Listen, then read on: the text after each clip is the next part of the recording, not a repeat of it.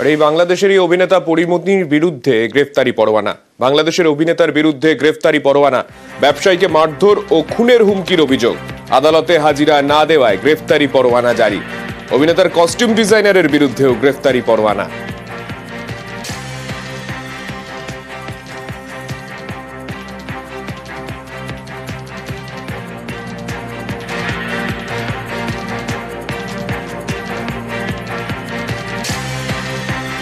ছাত্র সংঘর্ষে তো রণক্ষেত্র ঢাকা, দফায় দফায় ছাত্র সংঘর্ষ, একরকম অগ্নিগর্ভ পরিস্থিতি।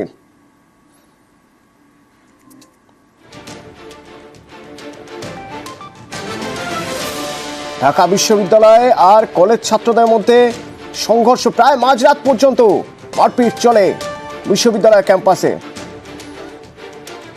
কিন্তু কেন, কি নিয়ে অশান্তি? মৈত্রী রয়েছে আমার সঙ্গে, বলতে পারবেন মৈত্রী?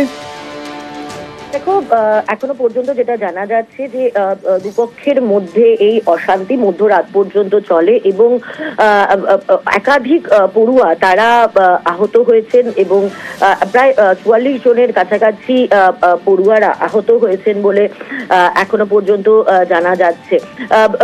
মূলত দুই পক্ষের মধ্যে অশান্তি ছড়ায়। এক হচ্ছে ঢাকা বিশ্ববিদ্যালয় এবং তার আওতাধীন 7টি কলেজের পড়ুয়াদের মধ্যেই এই সংঘর্ষ ছড়ায়। এবার সাধারণভাবে এই সংঘর্ষের পেছনে যেটা কারণ বলা হচ্ছে যে কলেজ ছাত্রছাত্রীদের মধ্যে কিছু আলোচনার পরিপ্রেক্ষিতে এই পরিস্থিতি তৈরি হয় এবং দুপক্ষকে আলোচনার জন্য বক্তব্য বসতে অনুরোধ করা হয়েছে এবং সেখান থেকেই মধ্যরাত পর্যন্ত অশান্তি ছড়িয়েছে। আজকে ঢাকা বিশ্ববিদ্যালয় চত্বরে একটি বৈঠক ডাকা হয়েছে যেখানে সমস্ত টিচার্সরা তারা উপস্থিত থাকবেন এবং এমার্জেন্সি বৈঠক ডাকা হয়েছে। সমস্ত পরীক্ষা বাতিল করা হয়েছে পড়ুয়াদের মধ্যে এই অশান্তিকে নিয়ন্ত্রণের জন্য। ধন্যবাদ মৈত্রী। এবং এখনো পর্যন্ত 50 জনের জখম হওয়ার খবর পাওয়া যাচ্ছে। জানা যাচ্ছে আজকে সব পরীক্ষা স্থগিত। আজকে একটি বৈঠক ডাকা হবে।